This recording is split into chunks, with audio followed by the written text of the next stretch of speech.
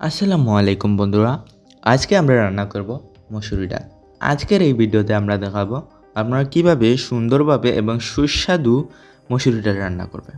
এবং এই প্রসেসটা আমরা আপনাদের ভালোভাবে দেখাবো, শুরু থেকে একেবারে শেষ পর্যন্ত দেখানোর চেষ্টা করব যে আমরা কিভাবে মসুরি ডাল রান্না করলাম এবং কী কী দিতে হয়, কোন কোন মশলা কতটুকু প্রয়োজন সেটা বলবো, এবং আপনাদের কিভাবে কী করতে হয় এই ভিডিওর মাধ্যমে দেখাবো।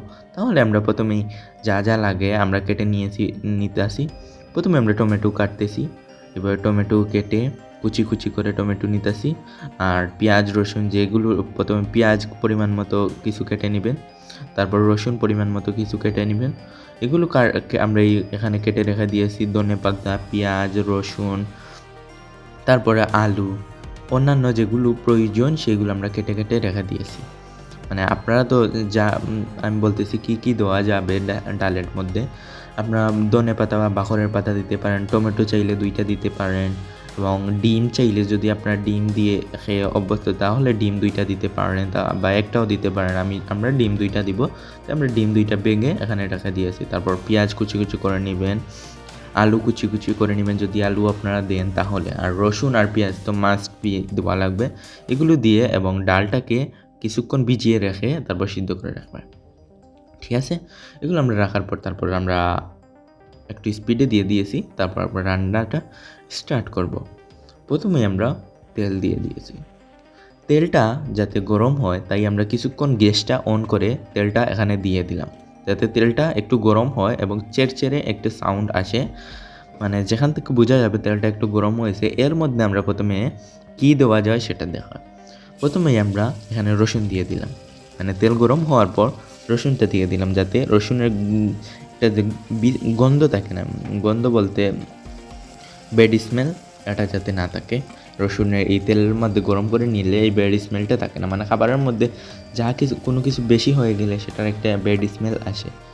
তাই আমরা রসুনকে ভালোভাবে তেলের মধ্যে নেড়ে নিলাম, যাতে এটার ব্যাড স্মেল না আসে, মানে রসুনের একটা স্মেল আসে না, সেই স্মেলটা যাতে না আসে। তাই রসুনটাকে এভাবে বাদামি কালার করে নিলাম।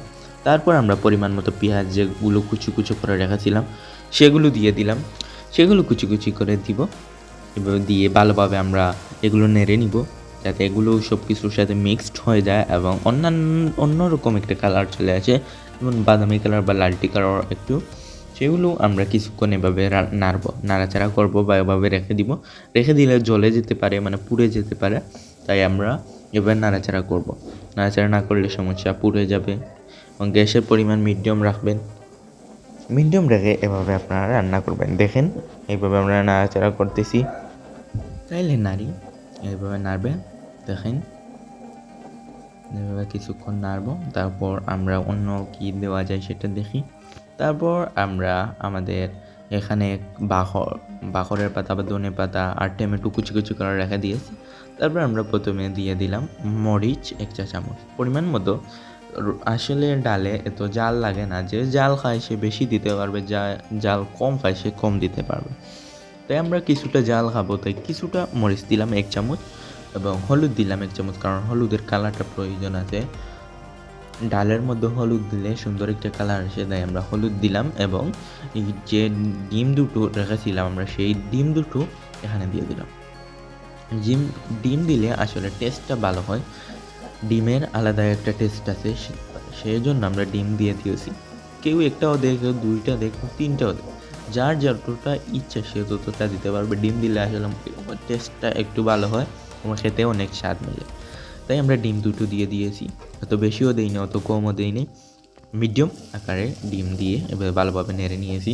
এটা কালার পরিমাণ হলুদ কালার চলে এসেছে। তারপর এখানে আমরা কুচি কুচি করে রেখেছিলাম টমেটো আপনারা চাইলে দিতেও পারেন, নাও দিতে পারেন। এটা একটু টক আসে, তা খেতে অনেক স্বাদ আসে, চাইলে দিতে পারেন। যদি না থাকে, টমেটোর সিজন না থাকে তাহলে তো দিবেন না। বর্তমানে টমেটোর সিজন আছে, টমেটো আমরা পেয়েছি তাই টমেটো দিয়ে দিয়েছি। আলুও চাইলে দিতে পারেন, নাও দিতে পারেন, আলু দিলেও একটা টেস্ট ভালো আসে।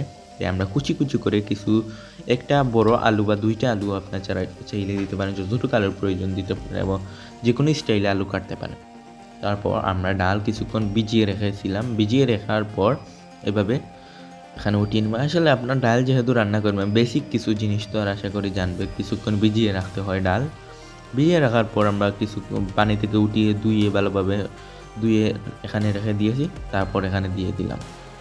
মানে ডাল বা দোকান থেকে আনার পরই ডাইরেক্ট রান্না তো আর করা যাবে না, কিছুক্ষণ ভিজিয়ে রাখার পর ধুতে হবে, মানে ভালোভাবে যা ময়লা টয়লা আছে সবগুলো ক্লিয়ার করতে হবে। তাই এগুলো তো আশা করি আপনাদের জানা আছে, তো এইগুলো আপনারা জানে বুঝে করবেন, একটু তো জানবেন আশা করি। যেহেতু ডাল রান্না করতেছেন, কিছুটাই যদি না জানেন তাহলে কী হবে।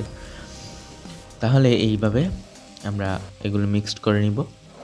আর যারা জানেন না, প্রথমে ডাইল আপনারা কিছু সময় ভিজিয়ে রাখবেন, তারপর ধুয়ে তারপরে এগুলো আমরা মিক্সড করব এইভাবে ভালোভাবে। আমাদের কড়াইটা একটু ছোটো, তাই একটু সমস্যা হইতেছে। বড় কড়াই নিলে হয়তো সুবিধা ভালো হতো, কিন্তু আমরা মশলাপাতি একটু বেশি দিয়েছি তাই একটা ছোটো মনে হইতেছে। আর কড়াইটাই ছোটো। এভাবে দিয়ে ভালোভাবে নেড়ে নিব। তারপর এখানে সিদ্ধ কিছুটা পানি দিয়ে এটাকে ডেকে রাখবো পরিমাণ মতো। যতটুকু, কেউ পাতলা ডাল খায়, কেউ নর্মাল ডাল খায়, কেউ ঘন ডাল খায়।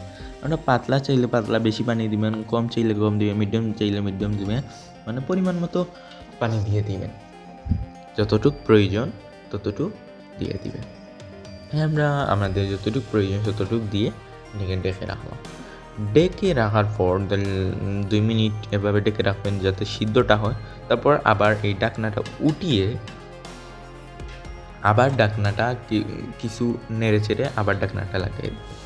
তারপর আরও কিছুক্ষণ রেখে এইভাবে আবার নাড়াচাড়া করবেন যাতে এগুলো জ্বলে না যায়, এবং কিছুটা সিদ্ধ হওয়ার পর সব দিক দিয়ে মশলাপাতি যা আছে তা লাগিয়ে দেবেন। এবং এখানে আপনারা চাইলে জিরা দিতে পারেন, এবং 5 ফোড়ন এটাও দিতে পারেন, এবং গরম মশলা এটাও দিতে পারেন। যার যেটা ইচ্ছা সেটা আপনারা দিতে পারেন এগুলো চাইলে পরিমাণ মতো কিছু কিছু। তাই আমরা এগুলো আর দিলাম না, তাই এভাবেই আমরা এগুলো সিদ্ধ করতেছি, যত বাড়িতে নাড়াচাড়া করতেছি, এবং পানি দিব লাস্টে, আপনারা দেখতে পারবেন। এইভাবে নাড়াচাড়া করে আমরা পানি দিয়ে দিব। পরিমাণ মতো যতটুকু পানি প্রয়োজন ততটুকু পানি দিয়ে এটাকে ঢেকে রাখবো। পানি দিয়ে যাতে, এবং উপরে মরিচ দিয়ে দিবেন, কাঁচা মরিচ বা এটাকে কি বলে, বড় বড় যে মরিচ আছে নাগা মরিচ বা এটাকে বড় মরিচ বলে, সেটাও দিতে পারেন, যেটা জালটি বেশি, বোম্বাই মরিচ, এগুলো দিতে পারেন। আমরা এগুলো দিয়ে উপরে নিয়েছি। অনেকে আছে শুকনা মরিচ দেয়, আমরা সেটা দিলাম না, কাঁচামরিচই দিলাম। এই কাঁচামরিচ দিয়ে এটাকে ডেকে রাখবো কিছুক্ষণ, 2 থেকে 3 মিনিট রাখার পর এভাবে যখন তুর করে পানিটা উতরাবে মানে গরম হয়ে ফুটে যাবে, তখন এটাকে আরও ভালোভাবে নাড়তে হবে। তারপরে দেখুন আমরা ভালোভাবে নাড়তেছি। এভাবে আপনারাও 2-3 বার চেক করে ভালোভাবে নেড়ে নেবেন। আর এখনই খাওয়ার উপযুক্ত হয়নি, আরও কিছুটা গরম ফুটে গেলে খাওয়ার উপযুক্ত হয়ে যাবে। দেখতে পারতেছি কত সুন্দর ফুটতেছে, মরিচও উপরে বেশি আছে, কালারটাও সুন্দর এসেছে। লাস্টে আপনাদের দেখাবো আমাদের ফাইনাল রেজাল্ট কি। ততক্ষণ আপনারা দেখতে থাকুন। এই হইতেছে, আমরা ডেকে রাখি কিছু সময়। এখানে আমরা 5 ফোড়ন দিলাম, চাইছিলাম দিব না, তাহলে পরে ভাবলাম না দেই, টেস্টটা ভালো হবে, আমরা 5 ফোড়নের গুঁড়া দিয়ে দিলাম।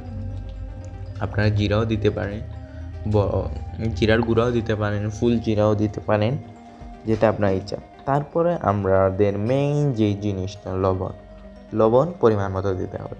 এটা যদি ভুল হয় তাহলে সমস্যা, লবণ ছাড়া তো খাওয়া যায় না। আমরা পরিমাণ মতো লবণ দিয়ে দিলাম।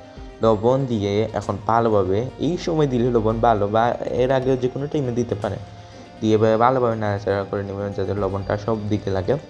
পরিমাণ মতো লবণ দিয়ে দিবেন, 1 চামচ থেকে 1 চামচ দিয়ে দিবেন, ছোটো চামচ দিয়ে 1 চামচ।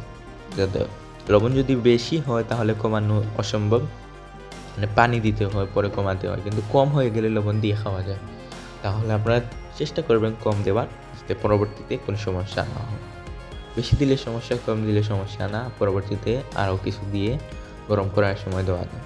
তারপর আর কি এই মশলাপাতি দিয়ে দিলাম। তারপর এখানে এই নাগা দেখতে পাচ্ছেন, ছোটো ছোটো নাগা মরিচ দিয়ে, একটু বুড়ো আঙ্গুলের সাইজের এই নাগা মরিচ আমরা 1-2টা কুচি করে দিয়েছি। 2টা কুচি করে দেওয়ার পর এগুলো নাও দিতে পারেন আপনারা চাইলে, যেহেতু কাঁচা মরিচ বা অন্য কোনো মরিচ দিবেন, চাইলে নাও দিতে পারেন। আমরা দিয়ে দিলাম যাতে আমাদের জালটা এবং গ্রানটা একটু ভালো আসে, স্মেলটা একটু ভালো আসে, তাই আর কি। এগুলো দেওয়ার পর ভালোভাবে নেড়ে চেড়ে নিতেছি এবং ডালটা রান্না প্রায় শেষের দিকেই চলে এসেছে। আপনারা দেখুন এখানে আমরা কিছু খড়ের পাতা দিয়ে দিলাম বা ধনে পাতাও চাইলে দিতে পারেন। এটা আমরা দিয়ে দিলাম, আপনারা চাইলেও দিতেও পারেন, নাও দিতে পারেন। আমি দিলাম যাতে গ্রানটা সুন্দর আসে, এটা দিলে আসলে গ্রানটা একটু সুন্দর আসে। তো আমাদের রান্না প্রায় শেষই, একেবারে শেষের দিকে। এখন আমরা কিছুক্ষণ ডেকে রেখে দিব, ডেকে রেখে দেওয়ার পর খাওয়ার উপযুক্ত হয়ে যাবে। এখন আমরা কিছুক্ষণ ঢেকে রাখার পর আপনাদের দেখাবো। তো সে প্রায় শেষই ডাল। তারপর আমরা আমাদের একটা বাটিতে নিয়ে নিব। আমরা দেখো এভাবে আমরা বাটিতে নিলে কত সুন্দর কালার এসেছে এবং গ্রানটা কি বলবো, অসাধারণ।